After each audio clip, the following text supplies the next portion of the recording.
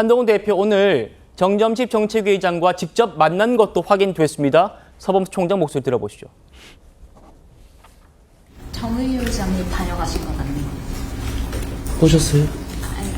못 봤어요. 저도 못 봤어요. 금방 가니까 안 계세요. 대표가 개별적으로 이야기를 하지 않은 분들에 대해서 오늘은 만나신 거는 같습니다. 정점식 의장님이랑 오늘 대표님이랑 오후에 당사에서 잠깐 만나셨다는 거죠? 나도 모르겠는데 그거는. 정혁진 변호사님. 네네. 저희 취재에 따르면요. 한동훈 대표와 정점식 정책위 의장이 당사에서 만났는데 이때 분명히 거취에 대한 얘기가 오갔겠죠. 그때 뭔가 이견이 좀 있었다라고 지금 전해지고 있습니다. 그 이후에 서범수 총장이 카메라 앞에 서서 당직자 일괄 사퇴 얘기를 했거든요.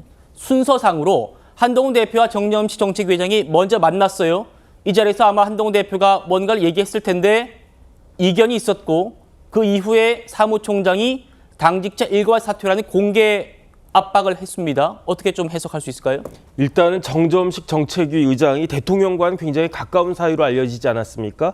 하지만은 한동훈 대표하고도 사실 가까운 사이예요. 왜냐하면 대학은 8년 선배지만 검찰은 7년 선배고요. 그렇죠. 그다음에 정점식 의장이 2016년도에 대검 공안부장이었단 말이에요. 그런데 그때 한동훈 대표는 대검에서 부패범죄 특수단의 2팀장을 하고 있었단 말이죠. 그러니까 대검에서 부장검사, 검사장으로 같이 근무했었던 그런 인연도 있기 때문에 서로 모르는 사이가 아니고 뭐 쉽게 이야기할 수 있는 사이다.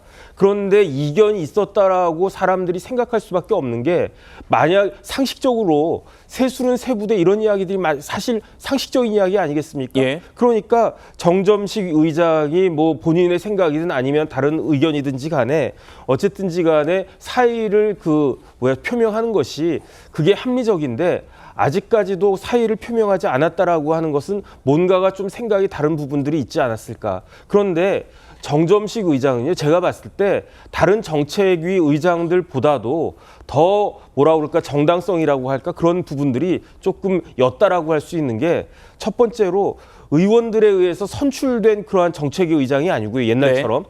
두 번째, 정식 당대표에 의해서 선출된 의장도 아니고 예. 황우여 비대위원장 어떤 비대위원장입니까? 그냥 전당대회용 비대위원장이었잖아요.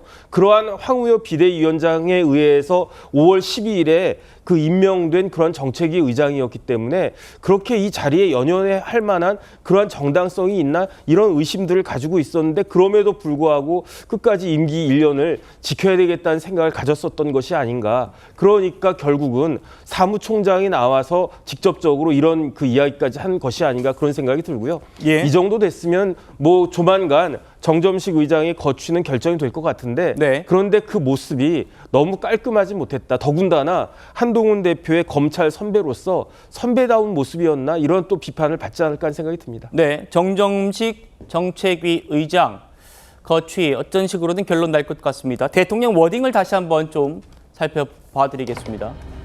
신정희 의원님 같이 네. 한번 보시고요.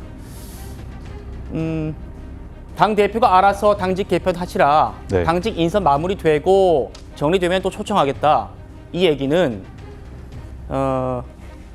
당직 인사는 대표의 권한이니까 전권 갖고 대표가 직접 하시라. 이렇게 저도 읽히고 이현정 위원님도 같은 취지로 읽으셨다고 말씀 주셨는데 제가 들은 친윤계 의원들이 해석이 좀 달라요.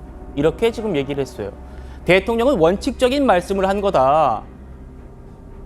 당직 인선이 대표 권한인 거는 뭐 당연한 얘기 아니냐. 이걸 한동훈 대표가 어떻게 해석할지를 지켜봐야 한다. 이런 얘기를 했습니다.